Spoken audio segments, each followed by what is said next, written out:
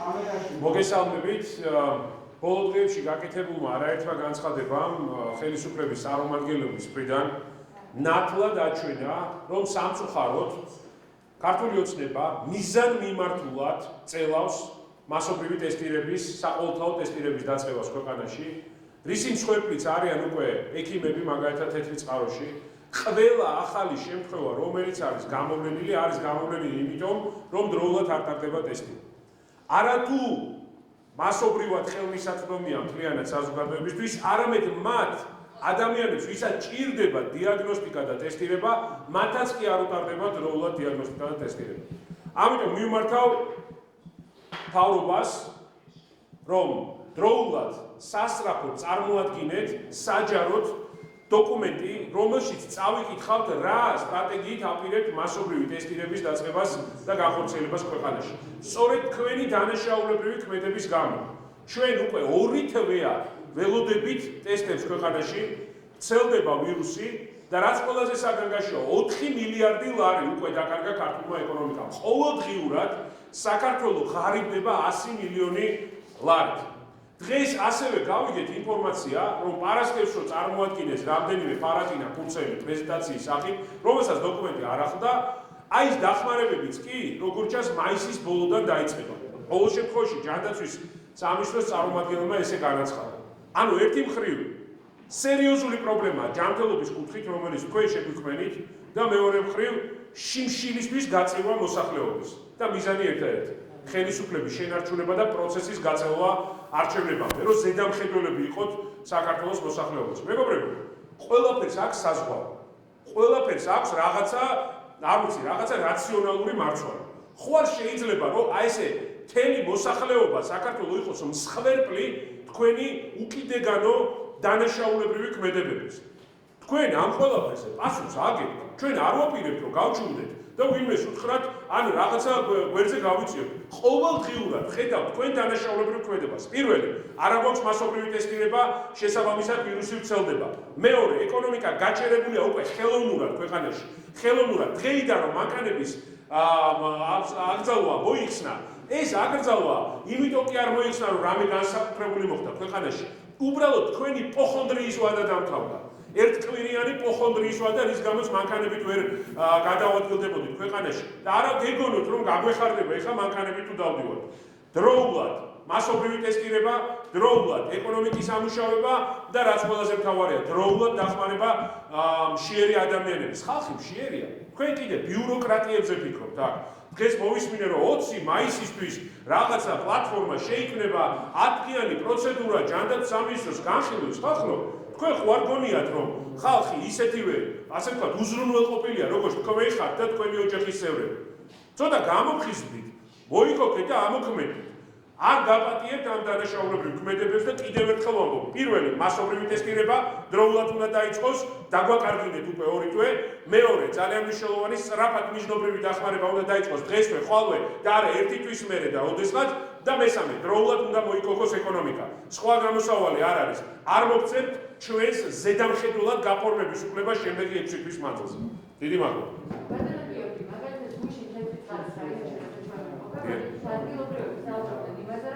ეს ადამიანი პირველი ინფიცირებული კლინიკის თანამშრომელი ერთანი მთელი 1 კვირის განმავლობაში მას ჰქონდა მაღალი ცხელება, თუმცა ამის მიუხედავად ის დაგიოდა ბინებზე, ეწეოდა სამედიცინო მომსახურებას და ქონდა უამრავ ადამიანთან კონტაქტი. მათ შორის მე ამ კლინიკის ექიმები დადიოდნენ სუპერმარკეტებში. ჩვენ მთელი თვის განმავლობაში ვნახეთ, ვიდრე ჩაიჭერებოდა, რომ ადამიანი სულა ამ კონტაქტებში რო არის გადაწყვეტილი და პლუს ამასთან ერთად ინფიცირებული, COVID ინფიცირებული ადამიანები საკუთარი ფეხით მოდიოდნენ კლინიკაში. რამდენად სწორია ასეთი მიდგომა და ეს თავისუფალი გადაადგილება სწორი იყო. კიდე აი ზუსტად ამაზე მინდა თქვა, ეს ხდება მიზანმიმართულად.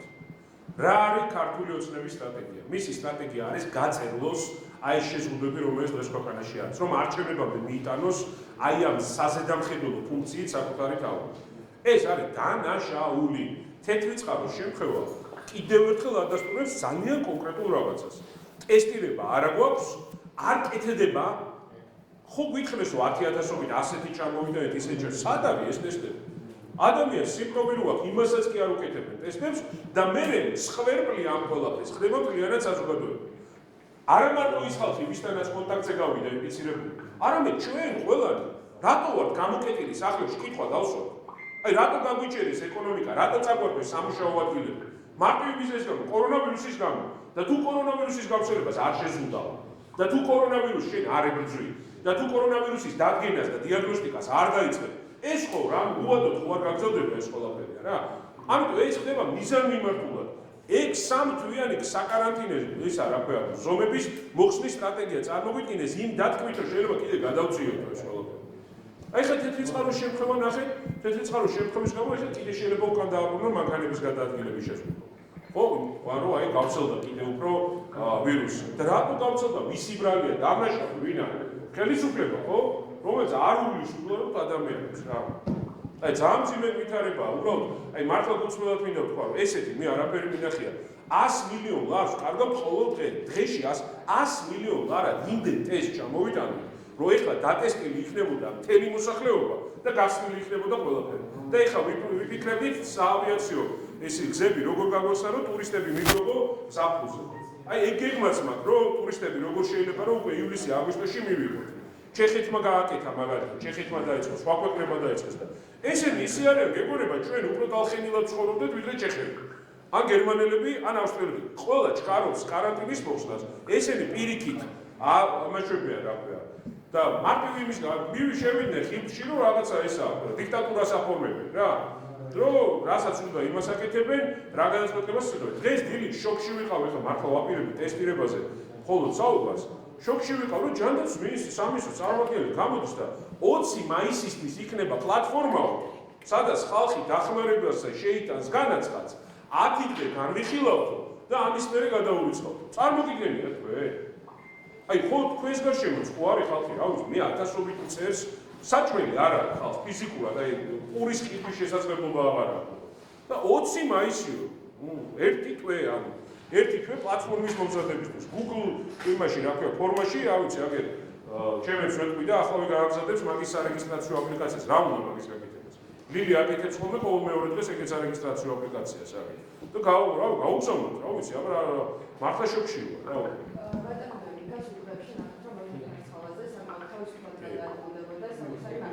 როგორ ფიქრობთ, მასე არის თუ არა სამგესაში და გულგას საერთოდ დრამის იქნება? ოთარ მარცხალაძეს ქართული ოცნებისგან აქვს ასე ვთქვათ საყოველთაო ნარუშილოვკაც საშვიც და ყველაფერი აბსოლუტურად. სამწუხაროდ ქართულმა ოცნებამ ხო შექმნა ხელშეუხებლთა კასტა ადამიანებისა რა.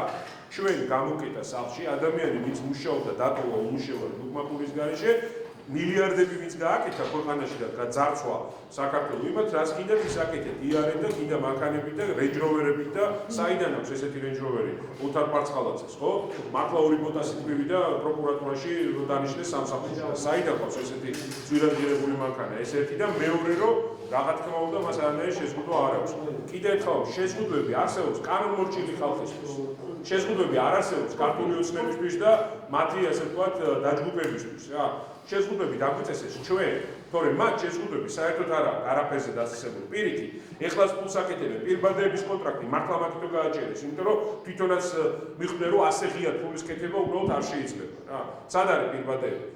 ხო, ტესტირებაზე დარწმუნებული ვარ, ადრე თუ გვიან გაირკვევა, რომ მანდაც ფულის გაკეთებას აპირებდნენ თავიდან. და ამიტომ დაიგვიანა ტესტებმა და ეხლა უბრალოდ ჯიუტად არ აკეთებენ ტესტებს, იმიტომ რომ მიხვდნენ რომ არჩევნებამდე თუ გაწელავენ აი ამ შეზღუდვებს კარგად იქნებიან და გონიათ რომ კარგ არჩევნებს შეატარებენ რა.